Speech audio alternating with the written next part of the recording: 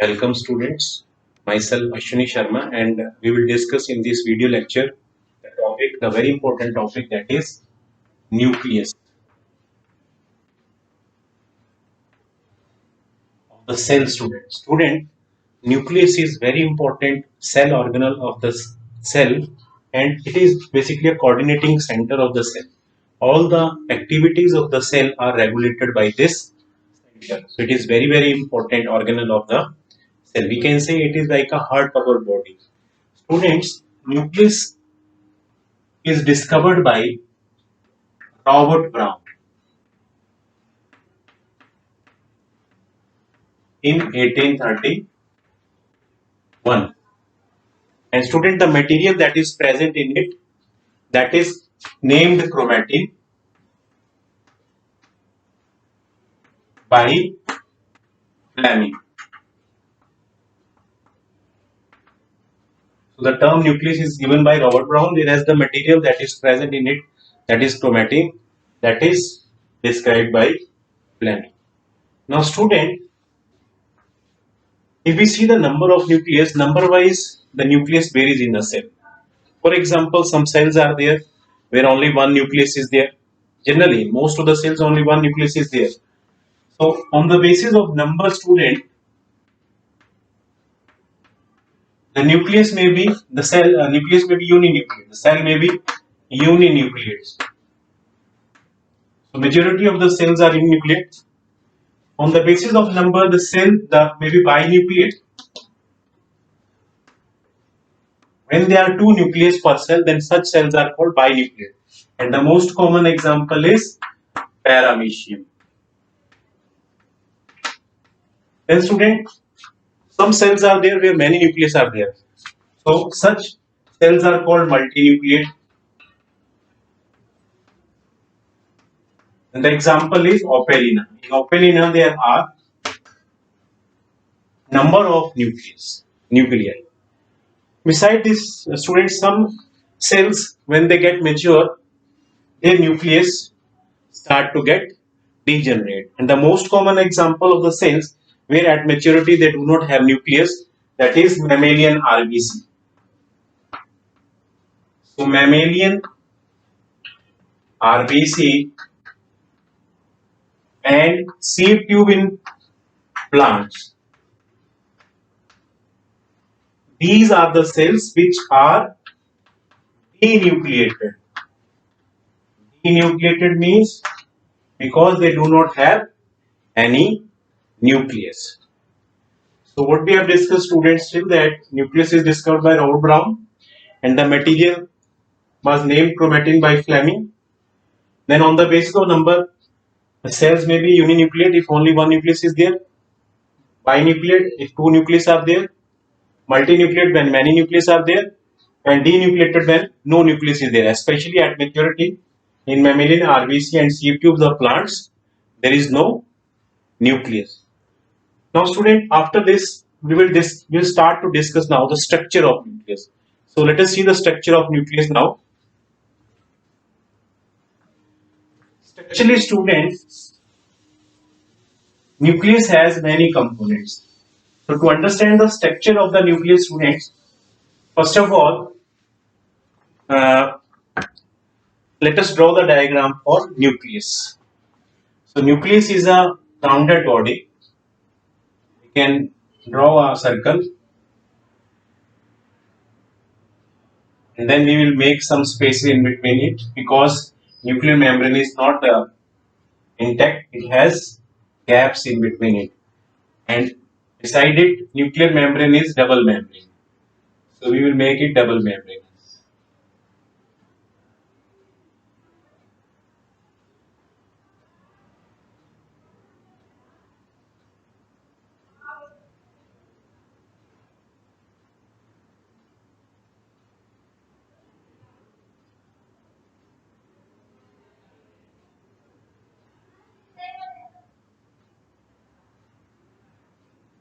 This is nuclear membrane student, that is double membranous. Inside nuclear membrane what is present? A jelly-like matrix that is called nucleoplasm, and inside it a thread-like structure is present, that is chromatin fibers, and beside this a rounded body is present that is called nucleolus. What are the important components? First, this nuclear membrane. Nuclear membrane is double membranous.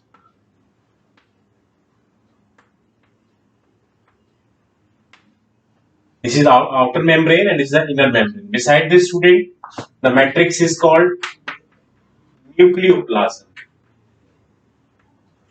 Then this rounded body, this is called nucleolus. And these thread-like structures are called, student,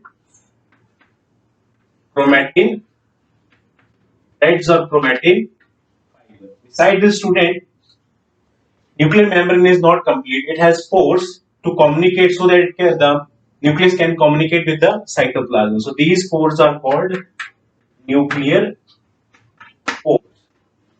So the most important component structurally, student, the nucleus have first nuclear membrane, then this nucleoplasm, third this rounded body nucleus, fourth thread-like structure chromatin fiber, and fifth the pores that are present in between the nuclear membrane, that is nuclear pore. So this is all about the structure of the nucleus.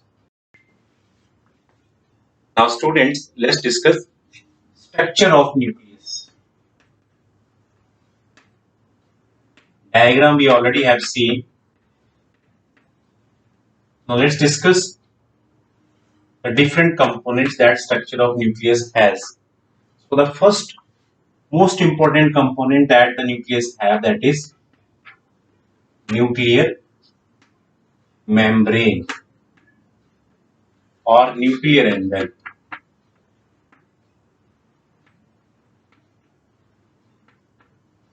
Student, nuclear membrane or nuclear envelope bound the nucleus. It separates nucleus from cytoplasm and it is double membranous because it has two membranes, that is outer membrane and inner membrane. And there is one space in between these two membranes, students, that outer and inner membrane, and the space that is present in between them, that is called perinuclear space. What is called perinuclear space? The space between two respective membranes is called perinuclear space. Next, student, double membranous nuclear membrane is double membranous and it has pores in it, and that pores are called nuclear pores. The function of these nuclear pores is to ensure flow of substances from nucleus to cytoplasm as well as from cytoplasm to nucleus. So nuclear membrane is double membranous and it has nuclear pores in it to ensure the flow of substances. Next, student, the second component, that is now we have for this nucleus, that is nucleoplasm. Nucleoplasm is, student, semi-fluid, transparent, colloidal substance.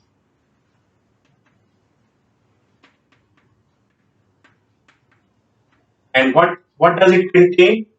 It contains inside it two important structures, that is nucleus and chromatin threads.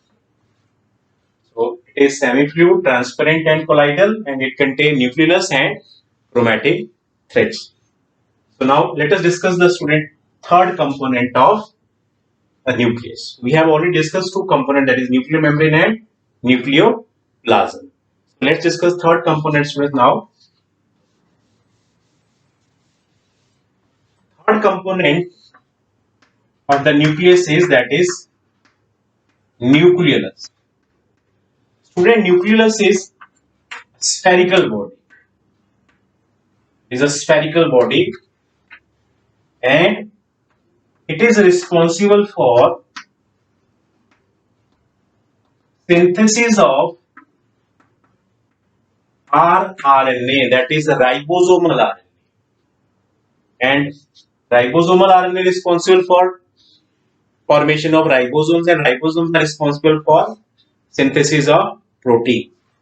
So it is observed, student, that nucleus are larger and numerous in number in those cells which are actively involved in protein synthesis.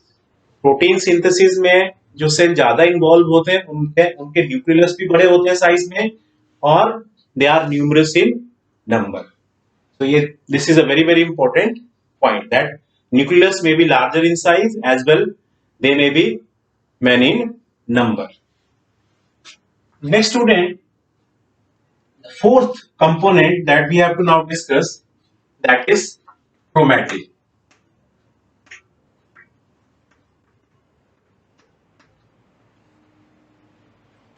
Now, student, chromatin are thin thread-like structures which are made up of DNA, some basic proteins called histone. Now, student, if we see the meaning of chromatin, why they are named so, chromatin is colored body. Why? Because they have an ability to get stained by the basic dyes, and this activity, this process has been performed by Fleming. He has stained chromatin with basic dyes, and then basic dye have attained, they have get stained.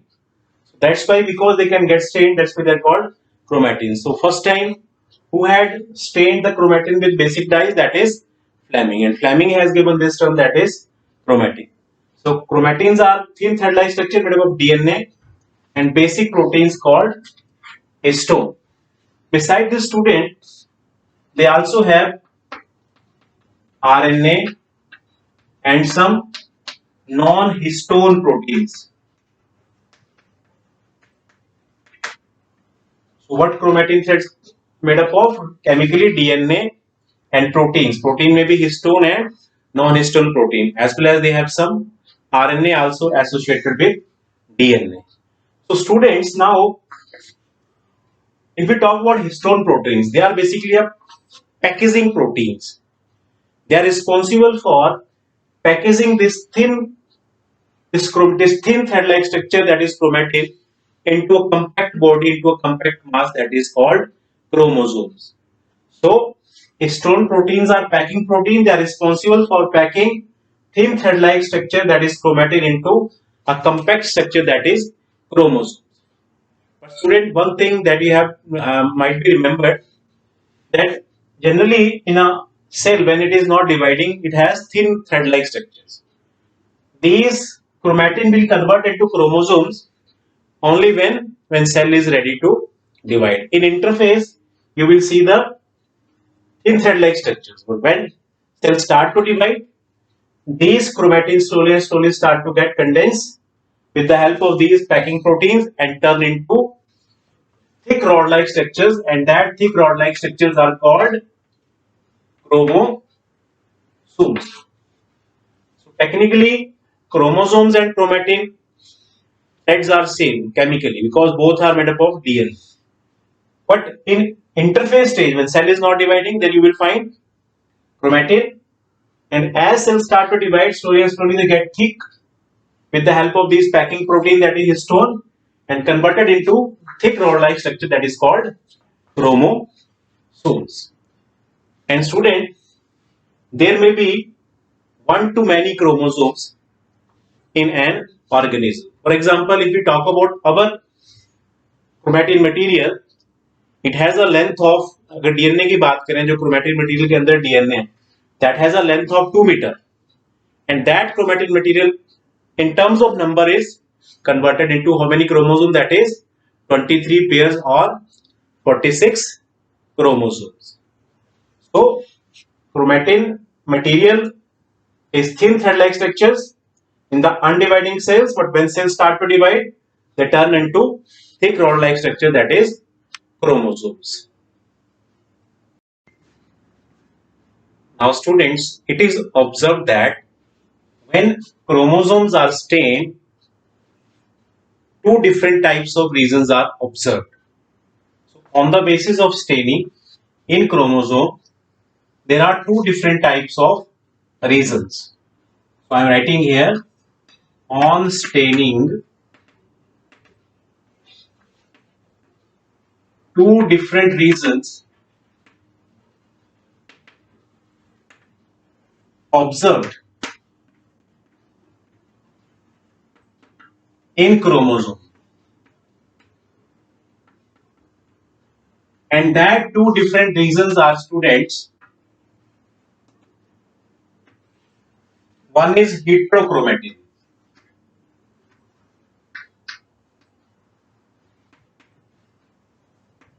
and other is euchromatin.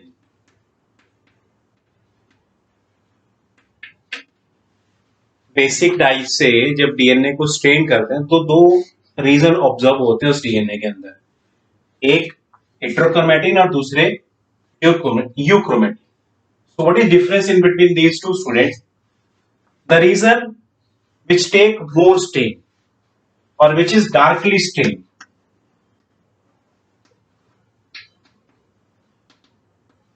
that is called heterochromatin, or which acquire light stain,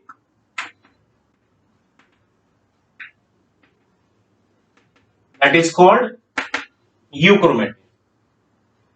In case of heterochromatin, student, the DNA is tightly packed. DNA is tightly packed.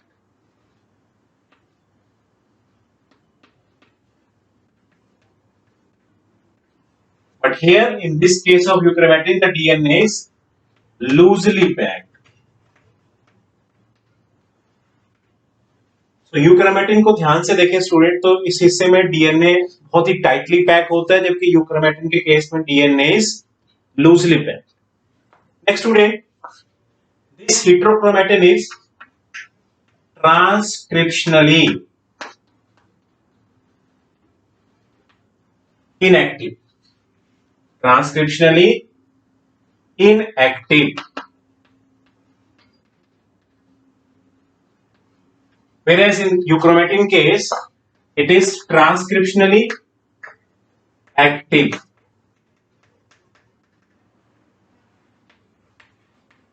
What does it mean, student? First of all, what is transcription? During protein synthesis, first of all, DNA has to transfer into messenger RNA. So the process of conversion of DNA into messenger RNA during protein synthesis is called transcription. What is it called? It is called transcription. So heterochromatin DNA is transcriptionally inactive, means it is not suitable for formation of messenger RNA.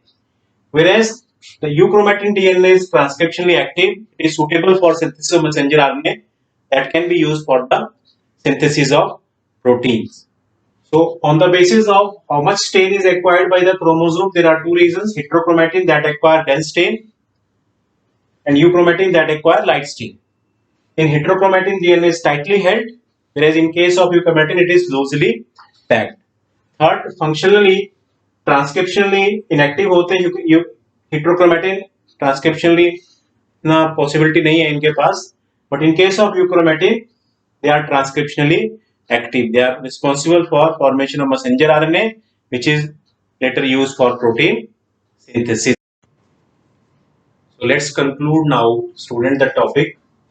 In this topic, we have discussed components of nucleus, that is nuclear membrane, nuclear plasm, nucleolus, and chromatin fibers. So with this, students, this video lecture is over. In our next class, we will discuss about the chromosomes. Till then, take care. Thanks.